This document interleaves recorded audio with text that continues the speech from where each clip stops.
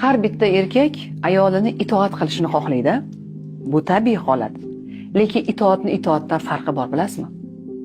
Ba'zi bir erkaklar itoat qilish bu qo'rqitish, o'z xohishlaridan voz kechtirib, chinash deb tushunishadi va shuni itoat deb tushunishadi.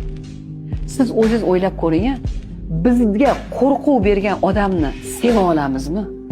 Inson qo'rqadigan odamni sevadimi? Yo'q. Menimcha unaqa inson bo'lmasa kerak.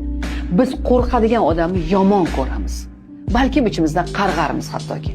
Shuning uchun bu itoat hisobga o'tmaydi. Va boshqacha itoat bor. Ongli itoat. Buni kuchli, aqlli erkaklar tushunadilar. Bu degani ayolingizga shunaqa munosabatda bo'lingki, shunaqa sharoit qilib beringki, u sizga itoat qilishni o'zi tanlasin, o'zi xohlasin. Itoat bu qo'rquv orqali emas, bu hurmat, sevgi, tan olish, sizga bo'lgan ixlosi balandligini ortidan kelgan tanlov bo'lsin. Mana bu yerda bo'ladi sevgi.